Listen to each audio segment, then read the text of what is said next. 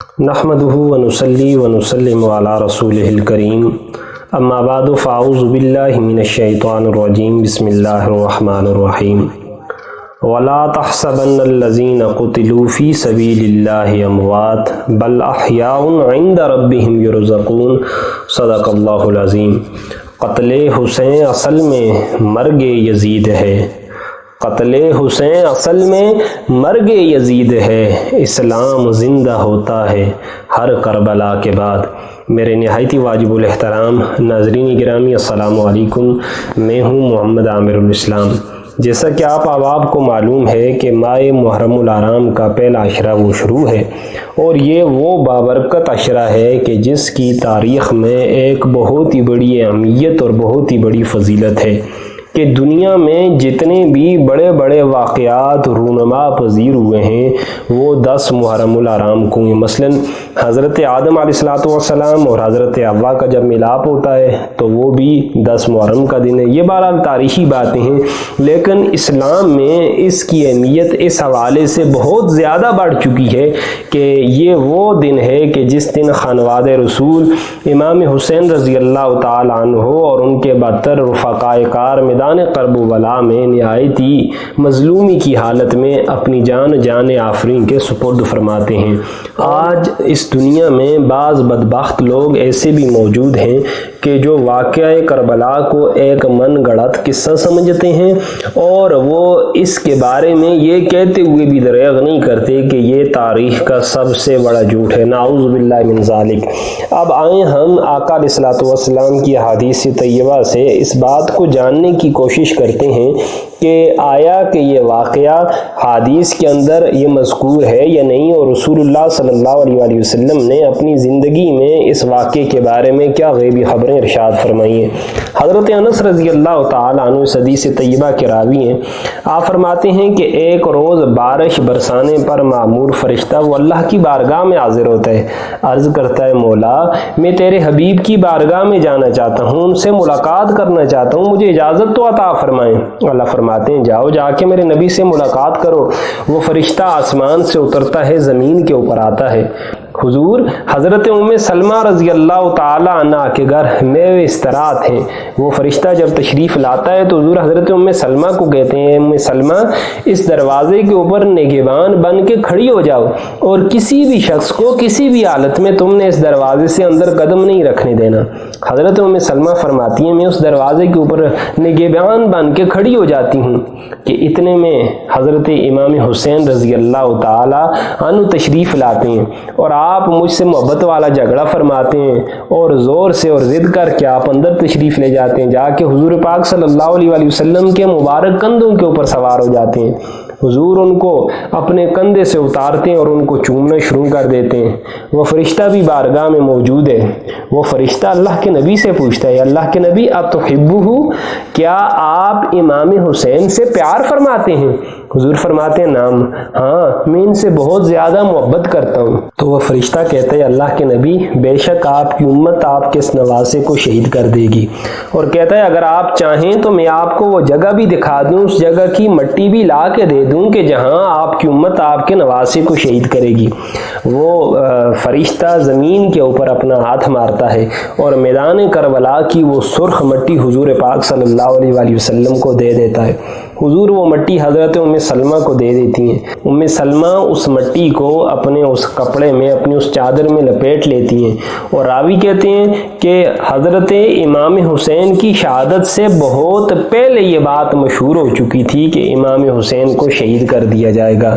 دنیا میں اور جو شہید ہیں ان کی شہادت کی خبریں، ان کی شہادت کی شہرت ان کے شہید ہو جانے کے بعد پھیلتی ہے، لیکن امام علی مقام وہ شخصیت ہیں کہ ان کی شہادت کی خبریں ان کے شہید ہونے سے پہلے ہی دنیا میں مشہور ہو چکی تھیں۔ اسی طرح ایک اور روایت حضرت ام سلمہ رضی اللہ تعالی عنہ سے منقول ہے۔ آپ فرماتی ہیں کہ ایک روز آقا علیہ السلام کروٹ کے بال لیٹ کے آرام فرما رہے تھے کہ اچانک اٹھ پڑتے ہیں اور بڑے پریشان نظر آ رہے ہیں۔ میں پوچھتی ہوں اللہ کے نبی کیا بات ہے؟ آپ فرماتے ہیں ابھی جبریل میرے پاس آئے تھے اور انہوں نے مجھے یہ خبر دی کہ میری امت میرے نواسے کو شہید کر دے گی، اور جس جگہ شہید کرے گی وہ مٹی بھی لا کے انہوں نے مجھے دے دیے۔ تو حضور نے وہ مٹی حضرت ام سلمہ رضی اللہ تعالی عنہا کو عنایت فرمائی۔ وہ مٹی وہ حضور سے لیتی ہیں اور ایک بوتل کے اندر ڈال دیتی ہیں، اور حضور پاک صلی اللہ علیہ وآلہ وسلم یہ غیبی خبر حضرت ام سلمہ رضی اللہ تعالی عنہا سے ارشاد فرماتے ہیں، اے ام سلمہ یاد رکھنا جس دن یہ مٹی مٹی نہ رہے بلکہ یہ خون کے اندر تبدیل ہو جائے تو اس دن سمجھ لینا کہ آج میری امت نے میرے حسین کو شہید کر دیا ہے۔ اللہ اکبر۔ یہاں علماء نے ایک بڑا لطیف نقطہ لکھا ہے کہ حضور پاک صلی اللہ علیہ وآلہ وسلم کی تو اور بھی ازواج مطہرات موجود تھیں، اور حضرت عائشہ تو وہ شخصیت ہیں کہ حضور جن سے بہت زیادہ پیار فرمایا کرتے تھے، تو پھر حضور نے حضرت ام سلمہ کو وہ مٹی کیوں دی؟ تو علماء نے لکھا کہ حضور صلی اللہ علیہ وآلہ وسلم کو اللہ نے یہ غیبی خبر عطا فرما دی تھی کہ جب حسین کو شہید کیا جائے گا تو اس وقت سوائے ام سلمہ کے دنیا میں میری کوئی بھی بیوی موجود نہیں ہوگی، اس لیے اللہ کے نبی نے وہ مٹی اٹھائی اور اٹھا کے حضرت ام سلمہ کے حوالے فرما دی۔ حضور پر نور صلی اللہ علیہ وآلہ وسلم نے نہ صرف امام حسین کی شہادت کی خبر دے دی، نہ صرف اس مقام کی خبر دے دی اپنی امت کو کہ جس مقام پہ امام حسین کو شہید کیا جائے گا، بلکہ اس سن کی بھی خبر دے دی کہ جس سن میں امام حسین کو شہید کیا جائے گا۔ حضرت ابو ہریرہ رضی اللہ تعالیٰ عنہ اس حدیث طیبہ کے راوی ہیں، آپ فرماتے ہیں کہ اللہ کے نبی صلی اللہ علیہ وآلہ وسلم نے ارشاد فرمایا کہ 60 ہجری کے سال سے اور لڑکوں کی حکومت سے اللہ کی پناہ مانگو۔ حضور پاک صلی اللہ علیہ وآلہ وسلم نے 60 ہجری سے پناہ مانگنے کا حکم اس لیے ارشاد فرمایا تھا کہ حضور کو پتا تھا کہ 60 ہجری میں میرے جگر کے ٹکڑوں پر مصیبتوں کے پہاڑ توڑے جائیں گے اور ان کو بے دردی سے شہید کر دیا جائے گا۔ حضرت ابو ہریرہ رضی اللہ تعالیٰ عنہ نے جب رسول اللہ صلی اللہ علیہ وآلہ وسلم سے یہ بات سنی تو آپ اکثر اللہ سے دعا مانگا کرتے تھے، یا اللہ مجھے 60 ہجری کے شر سے محفوظ فرما دے، مجھے لڑکوں کی حکومت کے شر سے محفوظ فرما دے۔ اللہ نے آپ کی یہ دعا سن لی اور 59 ہجری میں حضرت ابو ہریرہ رضی اللہ تعالیٰ عنہ کا انتقال ہو جاتا ہے۔ حضور پاک صلی اللہ علیہ وآلہ وسلم نے بہت پہلے اپنی امت کو نہ صرف امام حسین کی شہادت کی خبر دی بلکہ میدان کربلا کے بارے میں بھی بتا دیا جہاں پہ ان کو شہید کیا جائے گا۔ اس کے ساتھ ساتھ حضور پاک صلی اللہ علیہ وآلہ وسلم نے اس سن کی بھی آپ نے اپنی امت کو نشاندہی فرما دی کہ جس سن میں آپ کے خانوادے کو شہید کیا جائے گا۔ حضرت علی المرتضیٰ رضی اللہ تعالیٰ عنہ آپ جب جنگ صفین کے اندر تشریف لے گئے تو حضرت اصبح بن بنانہ فرماتے ہیں کہ ہم جب اس جگہ پہ پہنچے جہاں امام حسین رضی اللہ تعالیٰ عنہ کی قبر مبارک بننی تھی تو امام علی رضی اللہ تعالیٰ عنہ نے ایک جگہ کی طرف اشارہ کر کے ارشاد فرمایا یہ وہ جگہ ہے جہاں میرے گھر والوں کے، جہاں میرے بیٹوں کے اونٹ بیٹھیں گے۔ فرمایا یہ دوسری جگہ وہ جگہ ہے جہاں ان کے کجاوے رکھے جائیں گے، اور ایک اور جگہ کی طرف اشارہ کر کے ارشاد فرمایا یہ وہ جگہ ہے جہاں میرے بیٹوں کا خون بہے گا، اور فرمایا آل محمد کا وہ گروہ جو یہاں پہ شہید ہوگا وہ اتنی برکتوں والا ہوگا کہ زمین اور آسمان ان کی شہادت کے اوپر وہ روئیں گے۔ اسی طرح حضرت یحییٰ خضرمی فرماتے ہیں کہ جنگ صفین میں میں آپ کے ساتھ تھا۔ حضرت علی جب مقام نینوا کے اوپر پہنچے تو آپ نے فرمایا اے ابو عبداللہ مقام فرات کے کنارے صبر کرنا۔